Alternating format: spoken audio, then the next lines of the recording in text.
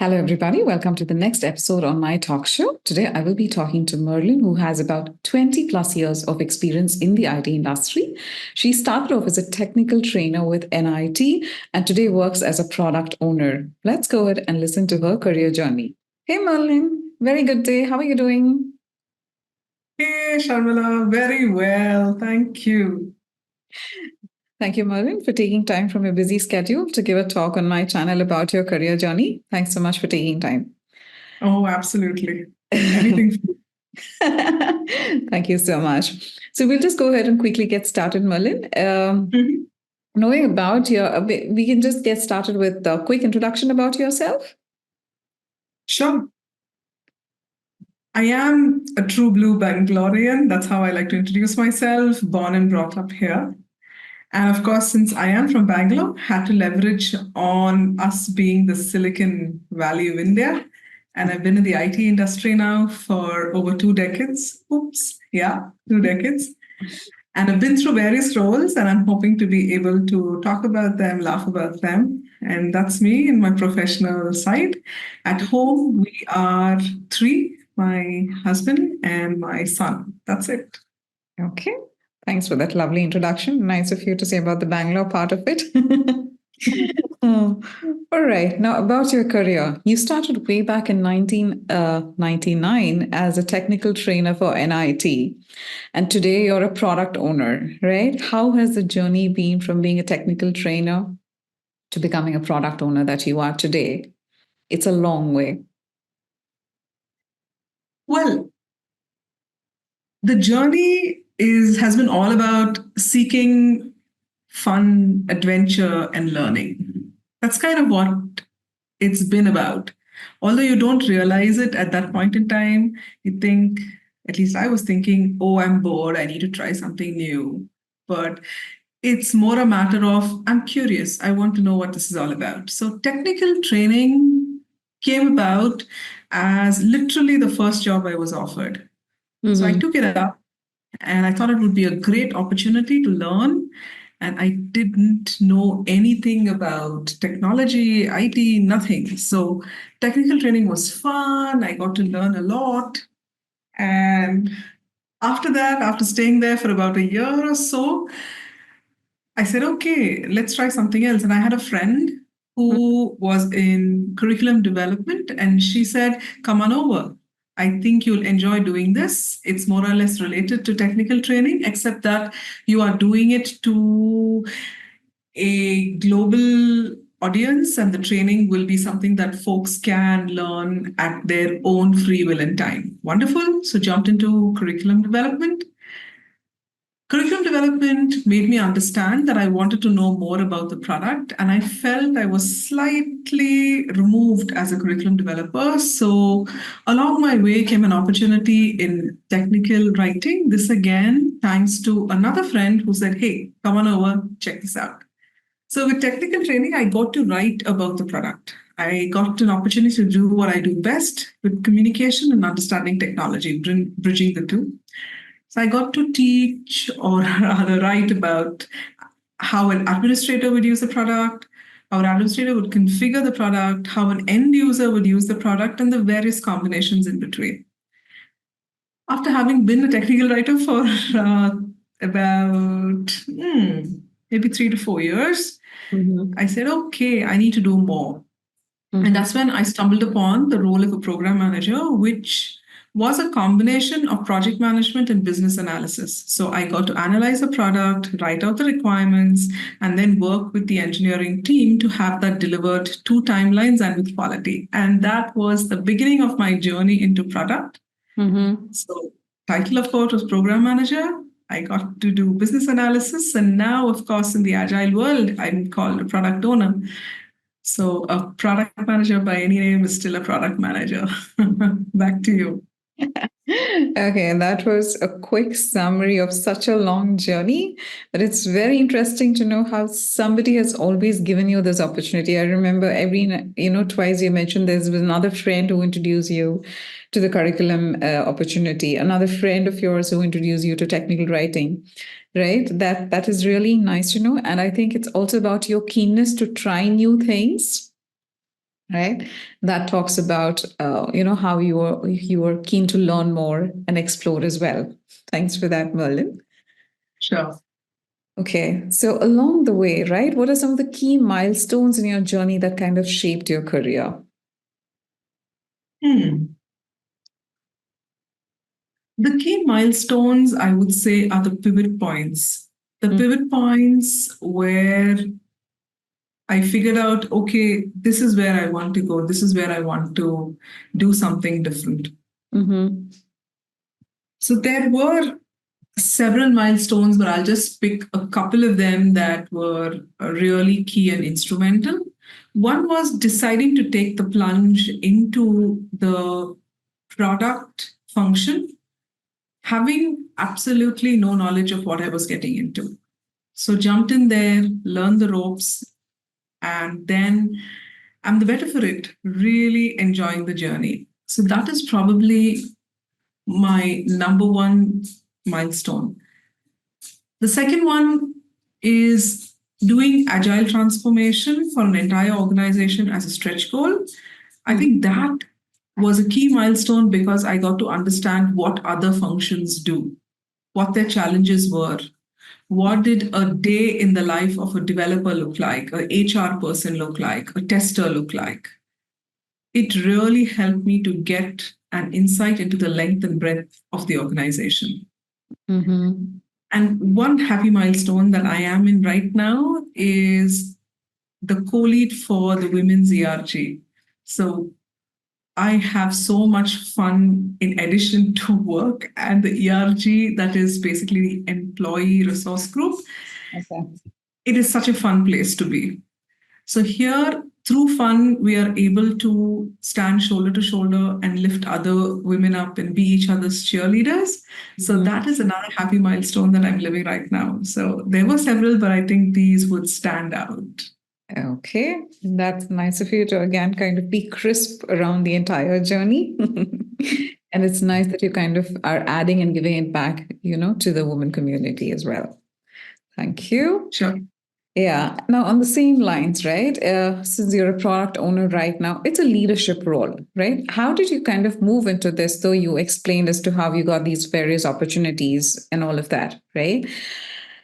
This kind of demands a lot of deliverables, but you cannot hold another team or multiple teams that you're working with accountable for your deliverables, right? So, what are some of the challenges that you faced around it, and how are you even facing that today and overcoming, obviously? Interesting question.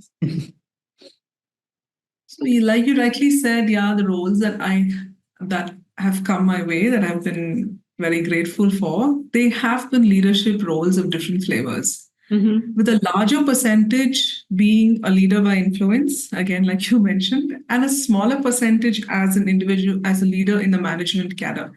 And I focus more on being a leader by influence because being a leader by influence has a lot of dependency on me as an individual, on my capabilities and the brand and reputation that precedes me and what I'm able to bring to the table every day. The folks that I work with, see, I enjoy bringing people together, marching towards a common goal, celebrating the highs, and just hanging in there when we are in a rut. That said, to be able to win people's approval, to be able to win people's minds, to be able to win the ability of people to work with me on a common goal, it has to be my brand that will help them to take away that doubt as to, oh, why she? Why should we listen to her? And actually work towards the common goal, right? So it's the brand. You live it every day. So when you're managing my influence, I find that I have to be confident, which means I've done my homework, I've honed my skills in whatever it is that I am going to be doing, and I'm always learning. And of course, cultivating my network so that my brand has a place to shine. So, when you manage by influence, I think brand is probably one of the top skills that you need to have in your quiver. Okay. Very interesting way of putting it across, Merlyn. I think the most important factors that you kind of said on building your brand, right? It's doing thorough homework, right? So people know what you're talking about and would want to listen to you, and you understand when they are explaining something, so you can kind of, it's going the right direction, right? Or catch it if it's going the wrong direction, right? And like what you mentioned about honing your skills and always learning. I think, and obviously, another important factor that you also mentioned is about cultivating network, right? So yeah, and I think this kind of speaks about the previous point that you said also, about networking, and you're also part of the ERG group in your current company, right? So that talks a lot about how you're a people person. Right. So on the same lines, on the ERG bit and on the women leadership bit, right? How easy or difficult is it today? We've come a long way on being of equality and whatnot. And today there are the percentage of women is way better than what it was in the past. But still there's a long way to go. So what is your take on that? How easy or difficult has it been for you? Well, what you've just said is the absolute truth. And I am very humbled by the fact that I'm standing on the shoulders of giants. The women who have come before me and have opened the doors so I can walk in. Mm-hmm. Well, as a woman leader, I think there are a couple of things. One is I have a primary responsibility to hold the door open for the next generation of women who will be coming in after me. So to be able to, that is a responsibility that I take upon myself to ensure that I encourage other women who hesitate or who don't hesitate. We have a lot of confident young women today in the workplace. Yeah. So to be able to hold the door for them and just let them come in, I think is probably one of the biggest responsibilities I have.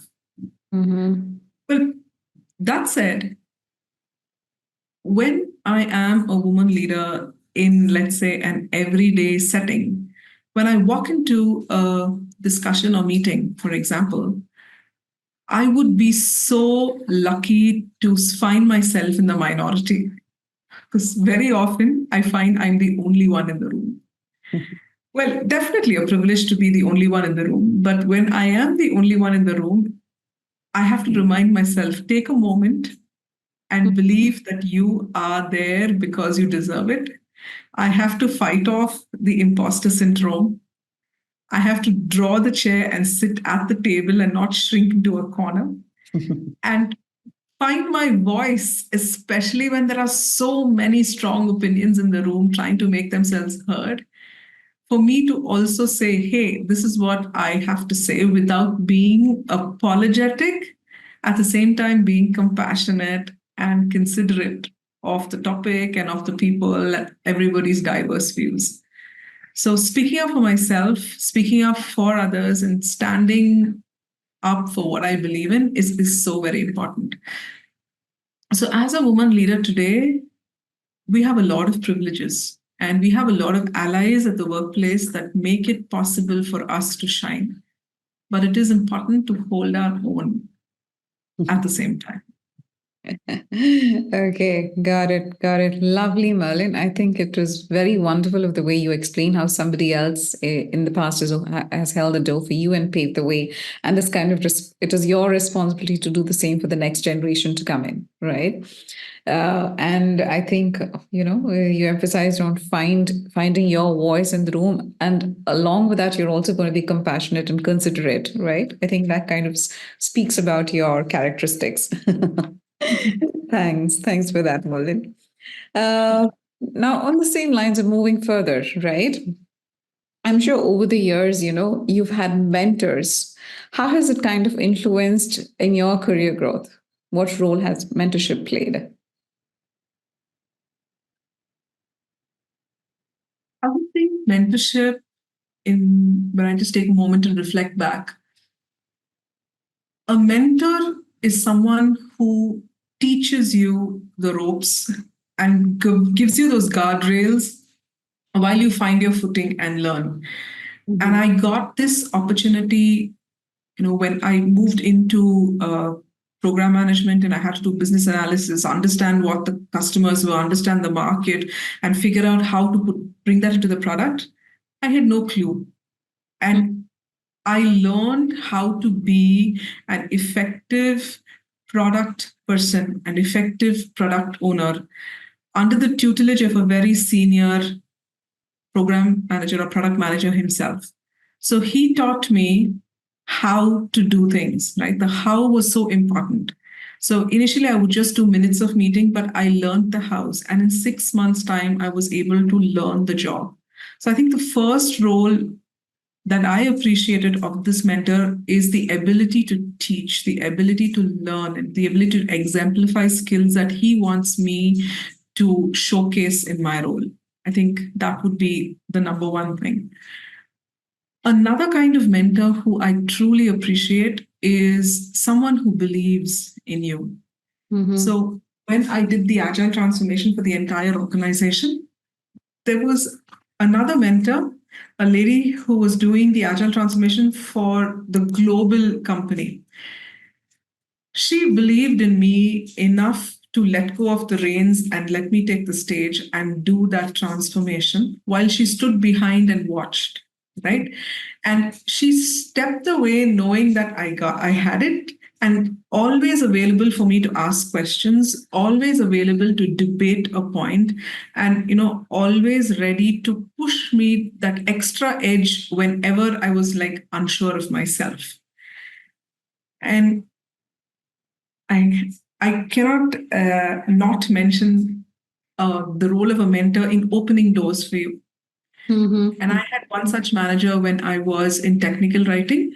In my one-on-ones, I had told her that, hey, look, I love technical writing and I'm getting all these good reviews, but I would like to explore more. I'd like to do more for the organization. I want to explore these things. Now, she could have just walked away from that one-on-one and say, okay, another one-on-one. Thank you very much for your feedback. But that's not what she did, right? There was an opportunity that opened up in the organization, and she reached out to me and said, hey, I came to know of this. Is this something you would be remotely interested in? And I was like, oh, but I don't know. I'm not sure. The usual. And she was like, no, just give it a shot. What's the worst can happen? Give it a shot. And I actually did. And this is your manager, right? Sending you off to do another job away from her own team. And she's losing a resource, which means it's a lot of work for her, right? To backfill and train and all of that. But she put my interests ahead of hers and was able to find that opportunity where she believed I would be a good fit, where my eyes were set. And the rest is history, as they say. I was able to grow into the new role, give value back, and prove that the confidence that she had in me was not wasted. So these, I think, are the three mentors and the three mentoring opportunities that kind of stand out for me. Sure. Very nice, Merlyn. I think the last one that you mentioned about how difficult it is for your own manager to say, hey, there's another role, would you want to go? Right? That's a lot of work, firstly, that they have to take if they have to do a backfill and all of that, right?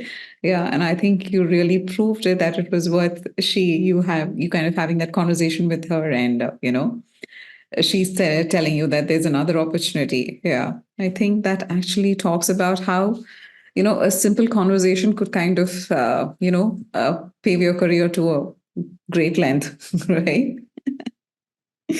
Cool. Thank you, Merlyn. Now moving on to the Sure thing. next one, right? From the various roles that you've played of starting off, as a technical trainer, then a technical writer, curriculum writing, and then agile transformation, and now moving on to becoming a product owner, right? What are the major changes that you've observed in tech, and how have you adapted yourself to it? Well, the tech waves, you just can't escape. You either ride them or you brace yourself, right? There is no other way. In tech, luckily, I've been on the agile transformation wave a few years back. Like everybody was talking agile. We had people getting certified as scrum masters and product owners and what have you. And we had different certifications were coming out and then different frameworks. Well, I was able to ride that wave, right?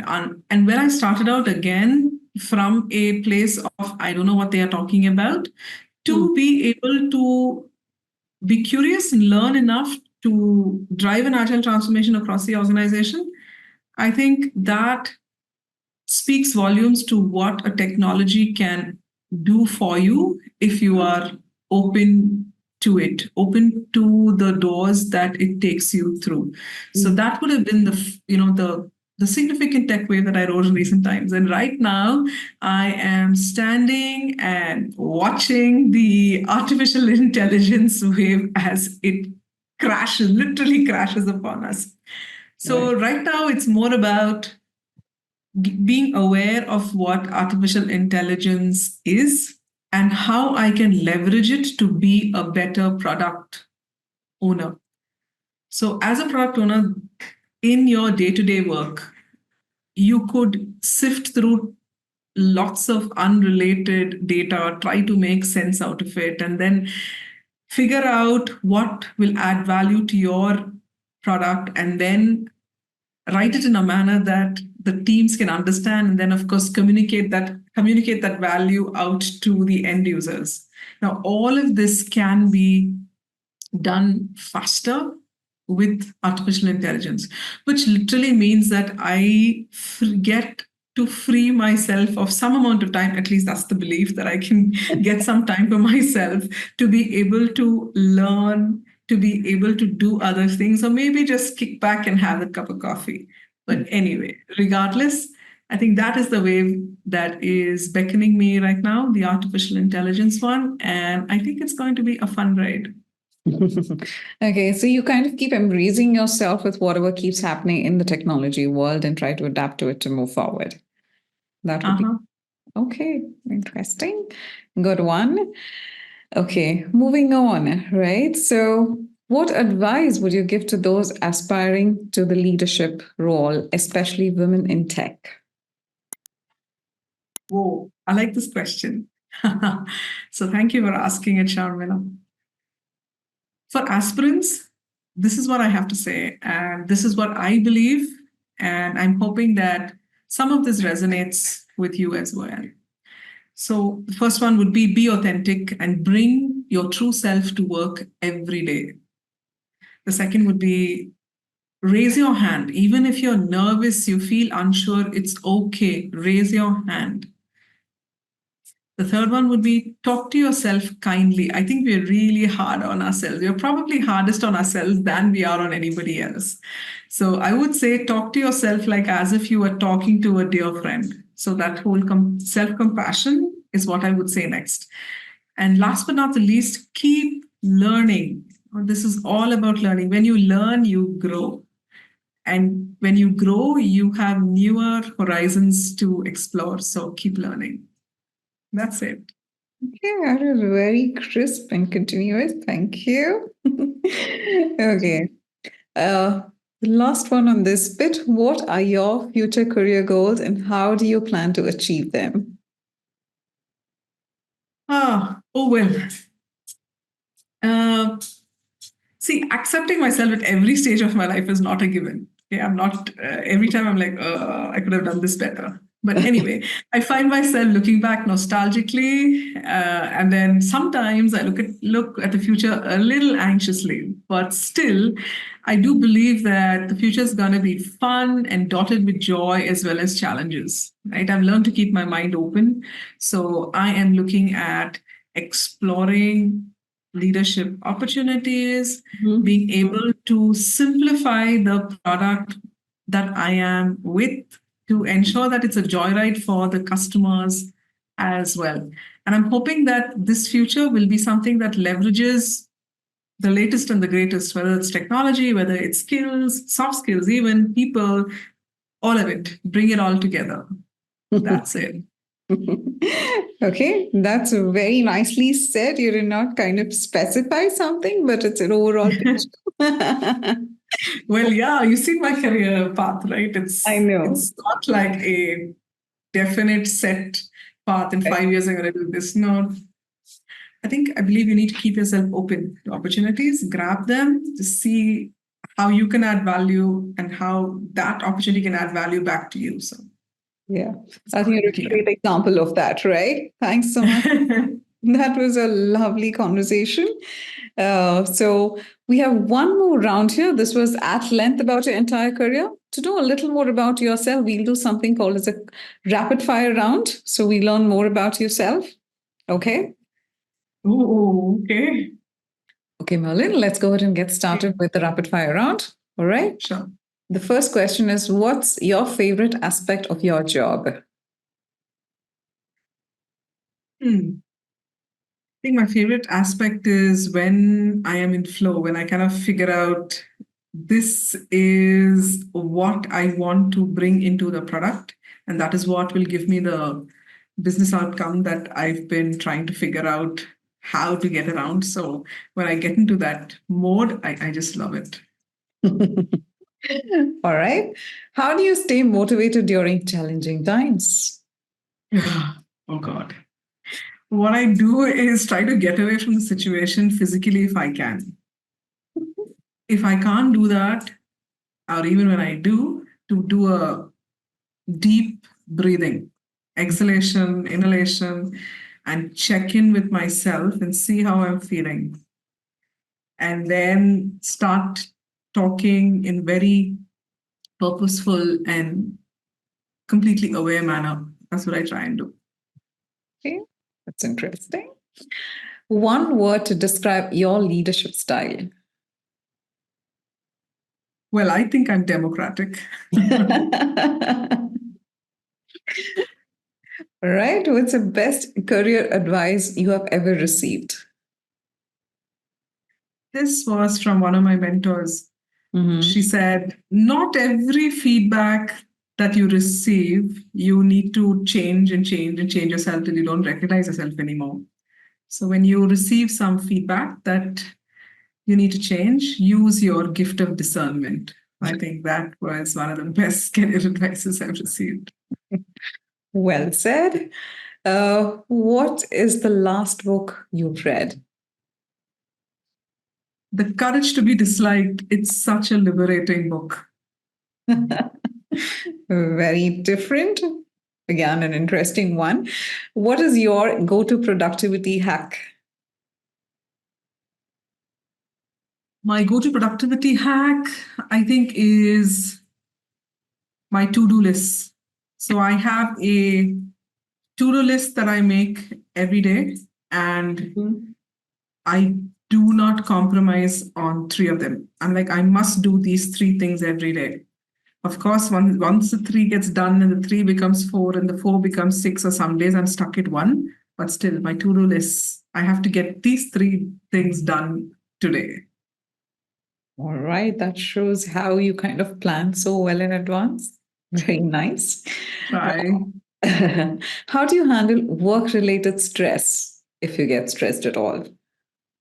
Oh, I get stressed plenty.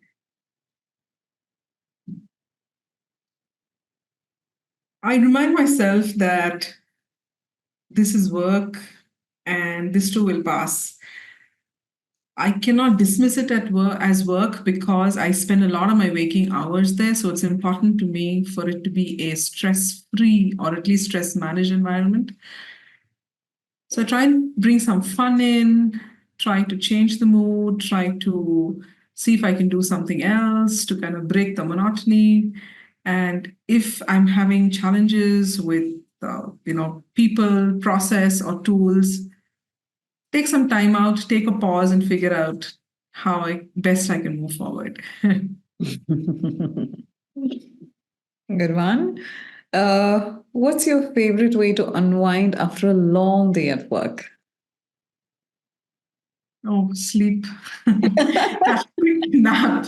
Nothing like a quick nap to shut down and power you up. Okay, wonderful. What is your top networking tip? My top networking tip is to be present. Mm-hmm. When I am meeting someone, whether it's for the first time or the umpteenth time, I find myself drifting. I find myself trying to think of the next question to ask. Instead, to just be present, listen, and then see where we go from there. I think that would be my number one networking tip. Okay, it's based on your own experience. Nice. What is one skill that you want to develop further this year? Well, this year, I definitely want to see how the AI tools out there can actually improve my productivity on a day-to-day basis in my everyday work. So I want to really embrace that trend and make it work for me. Kind of ties into what you spoke before. Nice. What is your favorite work-related app? My work-related app is my Notes app, the very humble Notes app. So that's my app where I make my lists, and I use the same app to make notes for those items or for something else that came in during that day, any other discussions. I always have something to go back to and look at, more like a single source of truth. Okay. A single source of capturing the moment. Well said. And the last one, what is your favorite quote that inspires you? I love quotes. So I actually have many, but I think I'll settle for a couple. The easiest quote to remember, probably because the shortest one, is the only constant phenomenon is change. I love it, and I keep reminding myself of that. And I think another quote goes something like this. I may not remember it verbatim, but it's like, no matter what happens, get up, dress up, and show up. Lovely, Merlyn. Lovely. Very well said. Really nice. Wonderful, Merlyn. It was lovely talking to you. Very nice to know about your career journey. And definitely, I've had my own tips that I've had from this conversation of ours. And I'm sure our viewers also would have some tips that they will go ahead and implement in their career paths as well. Thank you so much for taking time for this, Merlyn. And good luck to you. Talk to you very soon. Thank you, Sharmila. It's been such a pleasurable chat. Thank you for the opportunity. Have a lovely day. Thank you. Here are the key takeaways from our conversation with Merlyn today. Be curious and keep learning. Be authentic. To be a leader, you need to do thorough homework and hone your skills and cultivate networking. Have a strong network. And You need to raise your hand in a group or a larger audience, and don't get worried or scared. It's okay to ask that question. Even if you don't know completely, you will eventually get there if you have that keenness to learn. And last but not the least, whatever happens, get up, dress up, and show up. I do hope you implement some of these in your career and grow up the ladder. Talk to you soon in the next episode. Thank you.